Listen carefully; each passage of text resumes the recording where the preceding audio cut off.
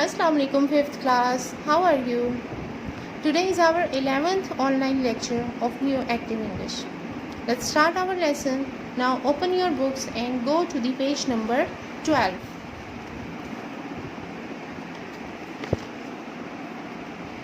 Today we are going to start our unit number 2. जो आज का हम लोगों का बेसिक टॉपिक है वो है bare infinitives.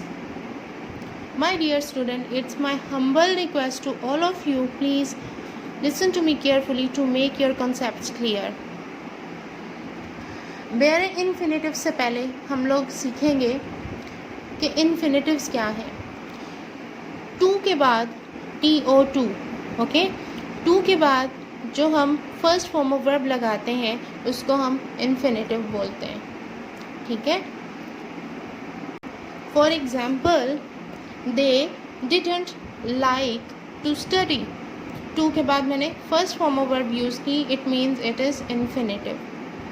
to के बाद फर्स्ट फॉर्म ऑफ वर्ब जो हम लगाते हैं उसको इन्फिनेटिव बोलते हैं. Now today our topic is bare infinitive. अब ये bare infinitive क्या है? Listen to me carefully. The word frequently used with infinitive. The word to frequently used with an infinitive, but it is not an essential part or sign of it. When an infinitive is used without to, it is called bare infinitive. Infinitive के साथ हम word to का इस्तेमाल करते हैं, लेकिन ये कोई उसका ज़रूरी हिस्सा या लाजमी पार्ट नहीं है कि हम टू लगाएंगे. बाज़ जगह पर टू के बगैर भी हम फर्स्ट फॉर्म ऑफ वर्ब का यूज़ करते हैं. उसको हम जो टू के बगैर हम लोग फर्स्ट फॉर्म ऑफ वर्ब लगाते हैं उसको बेयर इन्फिनेटिव बोलते हैं. और उस बेयर इन्फिनेटिव के साथ कुछ वर्ड्स आ जाते हैं. यूजुअली आपकी बुक में जितने वर्ड्स दिए हैं मैं इन्हीं को डिस्क्राइब करूँगी. बाकी इसके अलावा और भी वर्ड्स होते हैं. लेट होता है किसी को कोई चीज़ की परमिशन दे देना. मेक बनाने की सेंस में आता है. मस्ट लाजमी. कुड और वुड, कुड पास्ट टेंस में, वुड रिक्वेस्ट में, पोलाइट वे में, इसके डिफरेंट यूजेस हैं, ये इस्तेमाल हो जाता है. जैसे अभी मैं आपको बेयर इन्फिनेटिव की एक एग्जांपल बोलती हूँ. आई बेड हिम गो. आई बेड हिम गो, मैंने उसे जाने का हुक्म दिया. यहाँ पर अब मैं ऐसे नहीं बोल रही I bade him to go, okay, गलत हो जाएगा ये sentence. Let him sit here. Let him sit here, उसे यहाँ बैठने दो. लेट भी आ रहा है और उसके साथ सिट आ रहा है टू के बगैर, तो this is called bare infinitive. She made me cry. She made me cry. Made और क्राई, ठीक है. मेड के साथ भी ये टू के बगैर जो फर्स्ट फॉर्म ऑफ वर्ब आएगी वो बेयर इन्फिनेटिव है. यहाँ पर ये वर्ड्स नहीं दिए हुए जो मैंने एग्जाम्पल्स में बोले हैं, वो भी इस्तेमाल हो सकते हैं. Now look at the example number 1. Nasir. He is Nasir. Nasir, please may I watch television.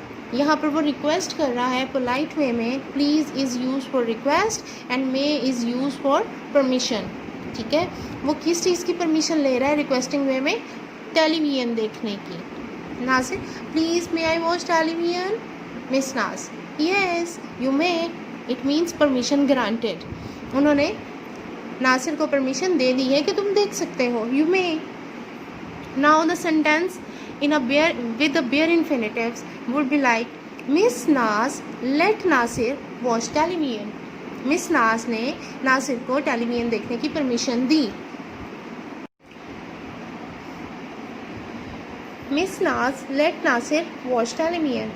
Miss Naz ने नासिर को टेलीविजन देखने की परमिशन दी या उसको टेलीविजन देखने दिया, ठीक है. लेट परमिशन के लिए आ जाता है परमिशन ग्रांटेड, ओके.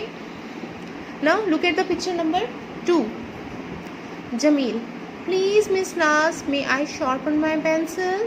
अब यहाँ पर जमील जो है वो रिक्वेस्ट कर रहा है और परमिशन ले रहा है. मे परमिशन के लिए आ जाता है और रिक्वेस्ट के लिए वो प्लीज़ यूज़ कर रहा है. मिस नाज, क्या मैं अपनी पेंसिल शार्प कर सकता हूँ?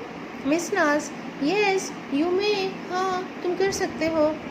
Miss Naz lets Jamil sharpen his pencil. Miss Naz ने जमील को उसकी पेंसिल शॉर्प करने दी। अब देखिए यहाँ पर लेट परमिशन के सेंस में आ रहा है कि उसको परमिशन मिल गई, और शार्पन first form of verb without to use हो रही है। इन वर्ड्स के साथ जब first form of verb without to इस्तेमाल हो तो हम उसको बेयर इन्फिनेटिव बोलते हैं। Listen to me carefully please. Now look at the picture number 3। Zeb, please miss Naz may I read my book. Miss Naz, क्या मैं अपनी किताब पढ़ सकता हूँ? रिक्वेस्ट कर रहा है, परमिशन ले रही है ज़ेब। अब मिस नाज ने उसको परमिशन दे दी। मिस नाज, यस यू मे, हाँ तुम पढ़ सकते हो। Miss Naz let Zeb read her book. अब यहाँ पर मैं read first form of verb के साथ टू नहीं लगा रही, ये विदाउट टू आ रहा है इन वर्ड्स के साथ। Let, make, must, could, without to जो first form of verb use होती है उसको बेयर इन्फिनेटिव बोलते हैं। Miss Naz let Zeb read her book. Miss Naz ने ज़ेब को उसकी किताब पढ़ने की परमिशन दी या उसको किताब पढ़ने दी। ओके, यहाँ पर परमिशन ग्रांटेड की सेंस में लेट का यूज़ आ रहा है। अब now look at the picture number 4। Mrs Riaz, you must clean your shoes. Must लाजमी, ओके, मस्ट मतलब लाजमी, तुम्हें अपने जूते ज़रूर साफ़ करने हैं। अब जमील क्या कह रहा है? जमील, यस मदर, ओके अम्मी जान। Mrs Riaz made Jamil clean his shoes. Mrs Riaz ने जमील से उसके जूते साफ़ करवाए। यहाँ पर मेड आ रहा है कि यानी मिसेस रियाज ने अपने बेटे से वो काम करवाया। ठीक है, यहाँ पर जो भी एग्ज़ाम्पल मैं आपकी एग्जांपल दे देती हूँ कि आपकी मामा ने आपको कपड़े प्रेस करने के लिए बोला है और आपने मस्ट करने हैं। आपकी मामा बोलती हैं आपको you must iron your clothes. आप आगे से रिप्लाई करते हो yes mother. Now your mother made you iron your clothes. Clear हो गया? मेड का वर्ड आ रहा है जब हम किसी से कोई काम करवा लेते हैं। Now look at the next picture, picture number 5। Picture number 5। Miss Naz, you must comb your hair. अब मिस नाज बोल रही हैं, मस्ट आ रहा है, okay. You must comb your hair, तुम्हें अपने बालों में लाजमी कंघी करनी है। अब नासिर क्या कह रहा है? Yes Miss Naz, okay Miss Naz. अब miss Naz made Nasir comb his hair. Miss Naz ने नासिर से उसके बालों में कंघी करवाई, एक काम उन्होंने करवा लिया, तो मेड का कॉन्सेप्ट यहाँ पर आ रहा है। और यहाँ पर फर्स्ट फॉर्म ऑफ वर्ब जो है वो विदाउट टू जा रही है। बार बार रिपीट कर रही हूँ, इन वर्ड्स के साथ first form of verb without to जाती है, उसको हम बेयर इन्फिनेटिव बोलते हैं। Without to first form of verb is called bare infinitive. Now look at the picture number 6। Mrs Riaz, you must clean your teeth Usma. Usma, तुम्हें अपने दांत साफ करने हैं, ज़रूर, मस्ट लाजमी साफ करने हैं। उस्मा, यस मदर, ओके अम्मी जान। Mrs Riaz made Usma clean her teeth. Mrs Riaz ने उस्मा से उसके दांत साफ करवाए। अगर यहाँ आप पर टू क्लीन बोल देंगे ना, Mrs Riaz made Usma to clean her teeth, तो आपका सेंटेंस गलत हो जाएगा।